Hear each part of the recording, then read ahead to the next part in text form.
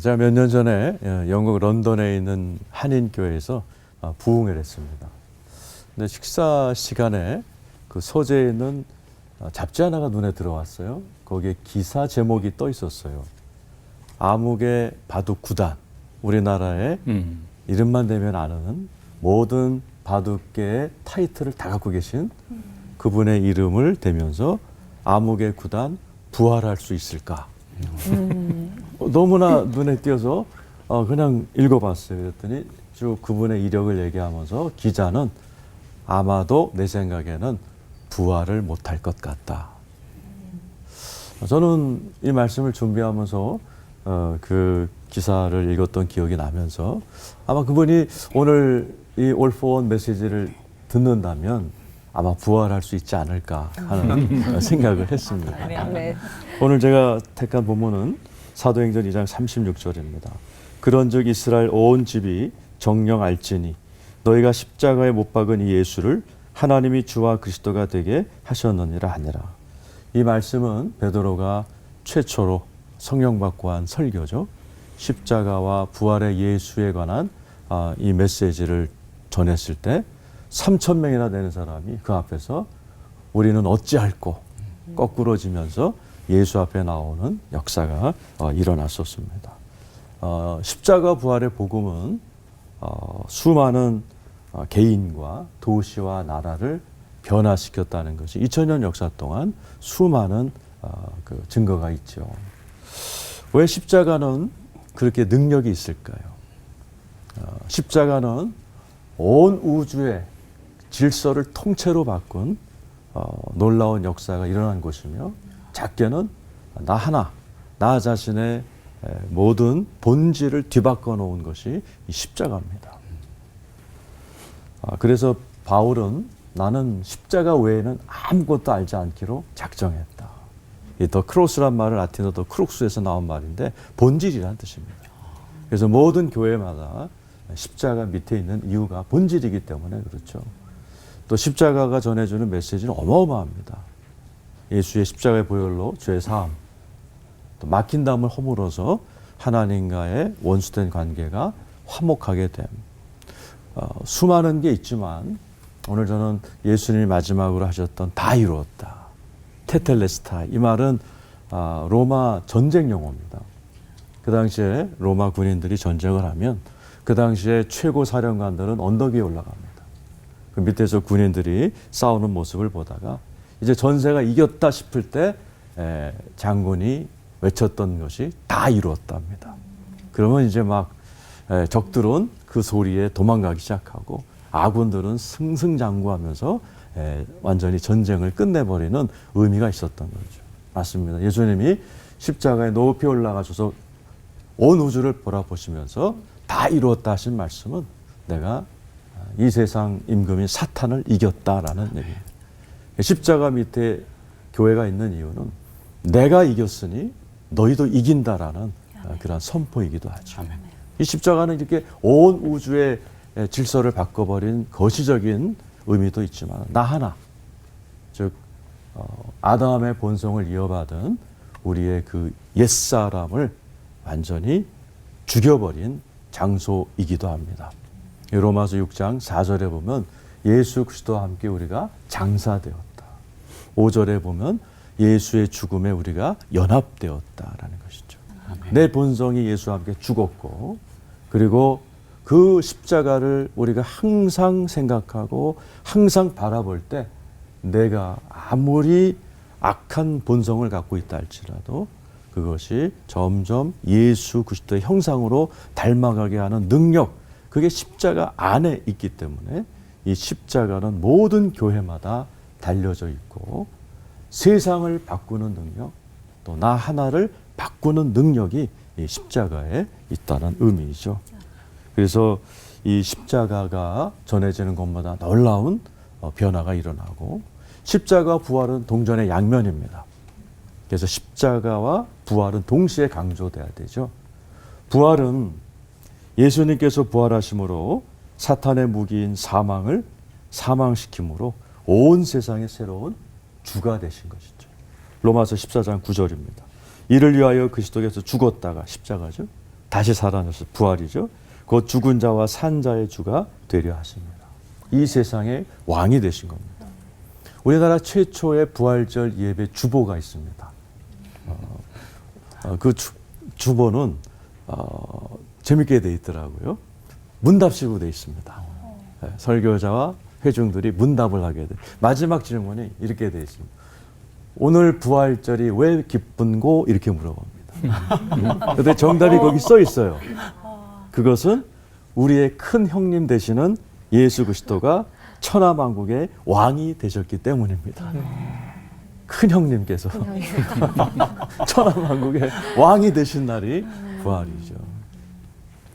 그리고 그 부활하신 예수는 우리와 함께 연합되어서 우리에게도 부활의 새 생명을 주어주신 거죠. 로마서 6장 4절에 보면 이는 아버지의 영광으로 말미암아 그리스도를 죽은 자 가운데 살리신과 같이 우리로 또한 새 생명 가운데 행하게 하려 합니다. 우리에게 새 생명을 주었고 새 생명처럼 살게 행하게 하려고 우리에게 새 성령을 주셔서 예수님께서는 우리를 통해서 그동안 사단에 망가진 이 세상을 하나님의 나라로 천국 같은 가정, 천국 같은 일터, 천국 같은 세상으로 바꾸기를 원하십니다. 오늘 이 자리에 계신 분, 시청자분들 십자가 부활의 복음을 깨달으시고 거기에 부어주신 새 영, 성령의 권능을 받으셔서 여러분의 가정과 일터와 이 대한민국과 이 열방을 새롭게 만드시는 여러분 되시기를 축원합니다. 아멘. 기도하겠습니다. 하나님 아버지, 예수 그리스도의 십자가와 부활의 그 복음을 깊이 깨닫게 하시고 저희들이 새로운 존재가 되게 하여 주시며 우리에게 새 영을 부어주셔서 우리의 가정과 일터와 세상을 바꾸는 능력 있는 우리 모두가 되게 하여 주옵소서. 십자가와 부활의 예수님의 이름으로 기도드리옵나이다. 아멘.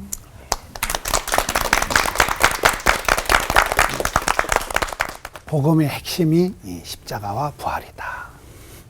근데 이제 십자가와 부활을 우리가 생각할 때 언젠가부터 십자가는 목걸이가 되고 십자가 이 고난, 예수님이 당하신 고난 주간이 우리나라로 보면 이제 꽃축제하고 맞물려 들어가요.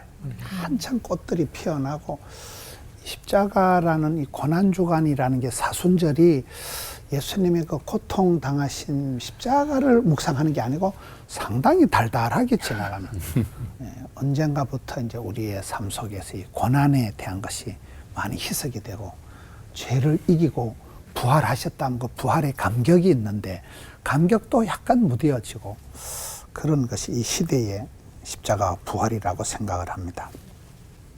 오늘 저는 이렇게 본문 말씀을 성경 말씀 히브리서 12장에 믿음의 주요 온전케 하시는 예수를 바라보자. 그는 그 앞에 있는 기쁨을 위하여 십자가를 참으사 부끄러움을 개의치 아니하시더니 하나님 보좌 우편에 앉으셨느니라. 우리가 신앙생활 하는 것은 예수님을 바라보는 거잖아요. 예수님을 우리가 모델로 예수님을 따라가는 거잖아요. 근데 예수님은 우리의 믿음을 온전하게 하고 우리가 바라볼 뿐인데 그분을 바라볼 때 예수님의 가는 길은 그분은 하늘의 영광의 본체이시지만 그걸 다 포기하시고 내려오셔서 사람의 몸을 입으셔서 성육신을 하셔서 십자가를 지셨다. 여기서 십자가는 부끄러운 것이에요. 죽는 것이에요. 당신이 희생하는 것이에요. 그래서 그가 이 십자가를 부끄러워하지 않고 그걸 참으셨다. 그래서 마침내 하나님 보좌 우편에 앉아. 우편이라는 것은 이긴 자, 권능의 자리가 우편이거든요. 그래서 우리가 예수님을 바라볼 때 예수님은 어떤 길을 가셨나? 이 땅에 오셔서 대우받고 그런 자리가 아니라 낮은 자리, 좁은 길, 협착한 길, 십자가의 길을 가셨다는 거예요. 그 길을 갔기 때문에 우리가 주님을 따라가는 사람들로서 우리도 이 고난주간이다, 십자가다, 사순절이 되는 것은 우리도 그런 고난에 동참하는, 고난을 의미를 생각하는, 죄라는 것이 들어와서 얼마나 하나님과 우리 사이를 멀어지게 만들고 이 죄값이 사망이 죽음이 얼마나 끔찍하고 징글징글한가. 그 부분에서 묵상하는 게 이게 고난주간이고 십자가라는 것이죠.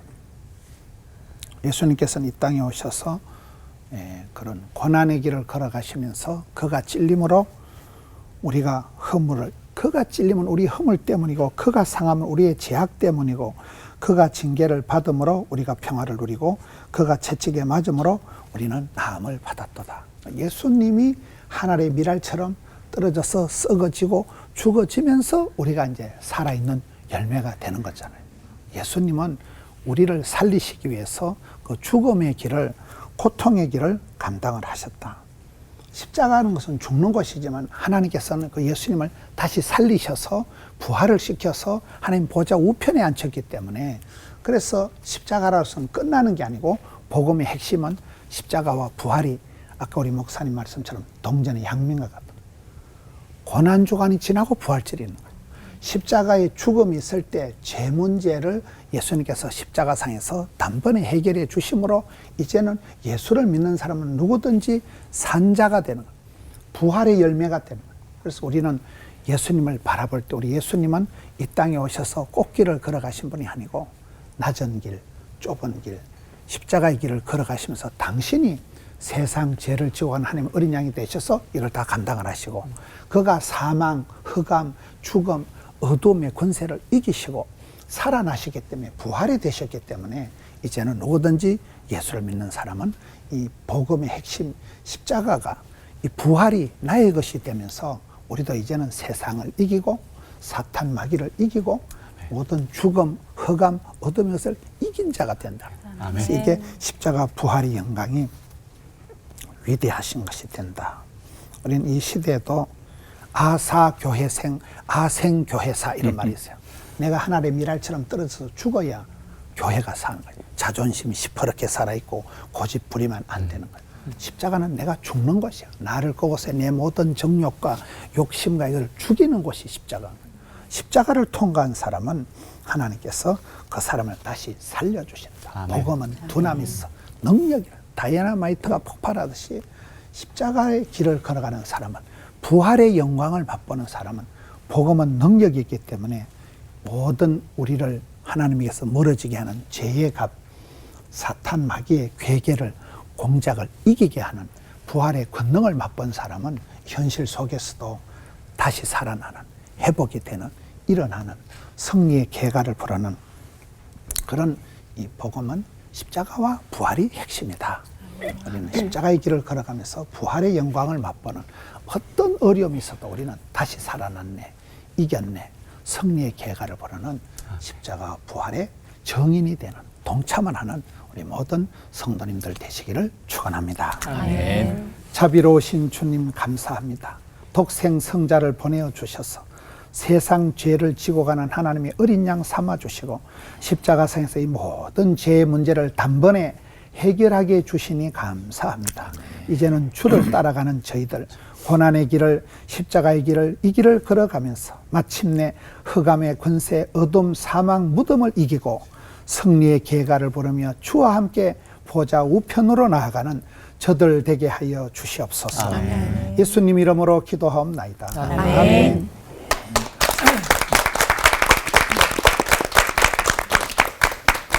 오늘은 좀 무겁고 어려운 메시지 드릴 수 수밖에 없어요. 십자가라는 말이요. 사도 바울은 로마서 3장 10절 이하에서 이렇게 말합니다. 의인은 없나니 하나도 없으며 깨닫는 자도 없고 하나님을 찾는 자도 없고 다 치우쳐 함께 무익하게 되고 선을 행하는 자는 없나니 하나도 없도다. 그리고는 이어서 20절에 이렇게 말합니다. 그러므로 율법의 행위로 그의 앞에 의롭다 하심을 얻을 육체가 없나니 율법으로는 죄를 깨닫게 됩니다.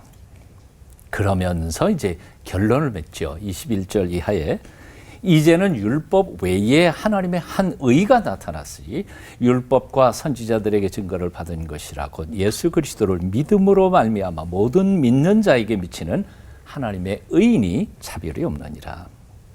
자, 질문. 죄 많은 우리 인간이 어떻게 죄 용서함을 받을 수 있었어요? 우리가 노력해서 율법을 성취함으로? 아니었어요. 우리가 한 건 하나도 없어요. 하나님의 아들이신 예수 그리스도께서 우리의 모든 허물과 죄를 짊어지시고 십자가에 죽으셨기 때문에 그런 거예요. 우리는 그냥 믿기만 하면 돼요. 그럼 하나님이 죄 없다고 인정해 주시겠다고 약속하셨으니까요. 사도 바울은 이렇게 또 표현해요. 한 사람 아담이 범죄함으로 죄가 이 세상에 왔는데 두 번째 아담이신 예수 그리스도의 순종하심으로 구원과 영생이 이 세상에 다시 오게 됐다는 거죠. 그래서 우리는 십자가를 바라볼 때마다 감사할 수밖에 없어요. 감격할 수밖에 없어요. 왜냐하면 우리가 율법을 완성해서 구원받은 게 아니고 내가 죽어야 마땅한 죄를 예수님께서 짊어지시고 죽으셔서 내가 영생을 얻기 때문에 십자가 감사할 것뿐이죠. 사실은 십자가는 사람이 죽는 사형틀이니까 전혀 아름다운 것도 없고 사실은 끔찍하게 그지없는 것이지만 하나님의 사랑이 거기서 표현됐기 때문에 그 십자가는 아름다운 거죠. 동시에 예수님께서 그렇게 내가 죽어야 되는데 당신이 죽으셨고 내가 형벌 받아야 되는데 당신이 형벌을 받았기 때문에 나는 조건 없이 내가 행한 것도 없이 하나님의 의인으로 거듭나게 하셨으니까 이제부터는 하나님께 감사하면서 의인으로서 살아가려고 노력해야 한다는 거죠. 그러니까 여기는 감사와 동시에 앞으로 살아가야 할 삶의 의무와 사명이 같이 십자가에 포함되어 있는 것이라고 말할 수 있습니다. 여기까지 와서 이제 풀어야 할 숙제가 한 가지가 나와요. 그게 뭐냐면 예수님께 십자가 못 박혀 돌아가셨으니까 이제 우리 의인이죠. 아리까리하네요. 죄인인가요 아직? 의인입니다. 죄인. 투표해 볼까요? 현실적으로 우리를 보면 아직까지 죄의 유혹에 약해져 있어요. 내가 거룩한 의만 행하고 있지 않다는 사실을 너도 알고 나도 알고 다 알아요. 그럼 내가 의인이라고 말할 수 있나요? 그럴 수는 없어요. 요 묘한 그리스도인의 삶의 현주소에 대해서 마틴 루터는 이렇게 표현했어요. 우리는 하나님께서 죄 용서함을 해주신 의인인 게 틀림이 없지만 그러나 정말 의인이 된 것이 아니다. 죄 용서함 받은 죄인일 뿐이다 라고 그랬어요. 우리는 여전히 죄인이에요.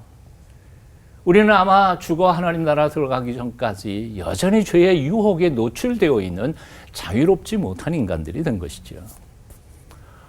그래서 사실은 유진 피터슨이라고 하는 분도 목사의 정체성에 대해서 얘기하면서 이렇게 표현했어요. 목사란 어떤 존재들인가? 죄인 가운데 불러냄을 받아서 죄인들을 섬겨야 하는 또 다른 한 죄인. 목사가 뭐 거룩한 사람이라 그렇게 생각하는데 아니에요. 나도 죄인이에요. 하나님이 나를 죄인 가운데서 불러내셔서 죄인들을 섬기게 하기 위하여 세워놓으신 죄인이에요. 그러므로 하나님이 세워주신 그 은혜로 이 일을 감당하는 것이지 뭐 내가 잘났거나 거룩해서 목사 일을 하고 있는 건 전혀 아니라는 거죠. 그러니까 얼마나 두렵고 떨리는 것이겠어요. 자, 이제 우리 숙제는 바로 이런 것이에요. 내가 죄인인가 의인인가 이게 도대체 내가 뭐예요?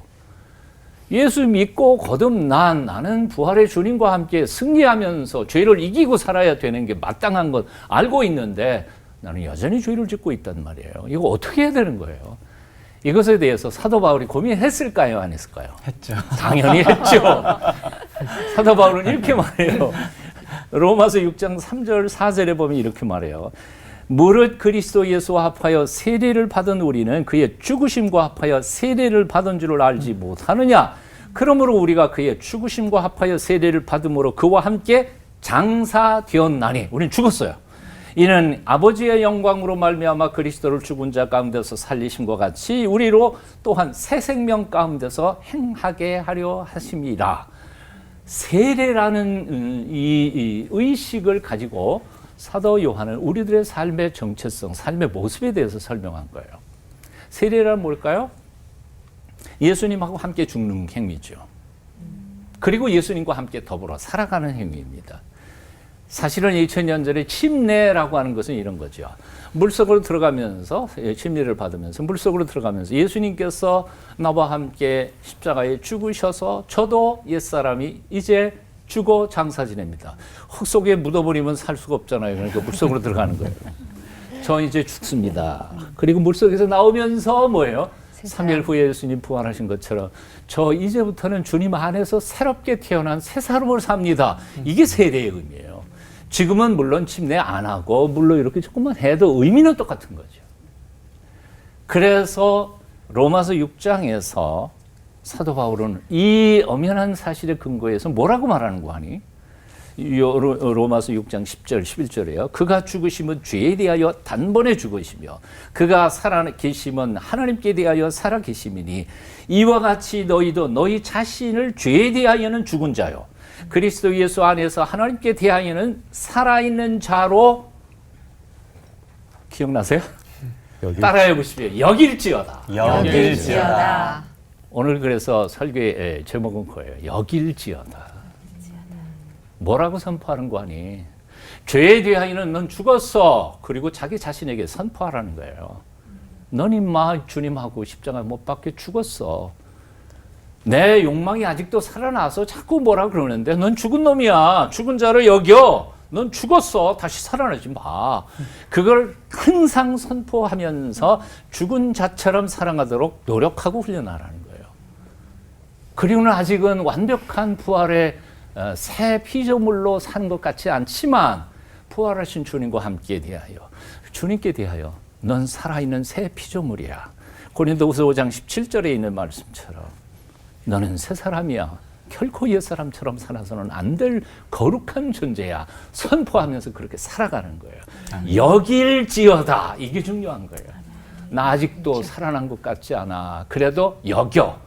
아직도 내 본성이 죽지 않은 것 같아. 그래도 죽은 줄로 여겨. 그게 사도 바울의 세례를 통한 십자가의 죽음과 부활의 기쁨을 맛보면서 당당하게 살아가는 삶의 그리스도인의 삶의 자세입니다. 정리 한번 해볼게요. 한번 따라해 보십시오. 죽은 자로 여길지어다. 죽은 자로 여길지어다. 산 자로 여길지어다. 산 자로 여길지어다. 아멘. 기도하겠습니다. 내 죄를 짊어지고 죽으신 주님 안에서 내 죄와 함께 과거에 내가 죽었음을 믿습니다. 아멘. 부활의 능력으로 죽음을 이기시고 부활하신 주님 안에서 하나님의 은혜로 거듭난 새롭게 변화된 내가 부활했음도 믿습니다. 아멘. 사도 바울의 고백처럼 주님 안에서 죽고 다시 사는 놀라운 신비의 삶을 날마다 체험하며 성숙해가는 저희가 되도록 우리를 붙잡아 주시옵소서. 아멘. 예수님 이름으로 기도합니다. 아멘. 아멘.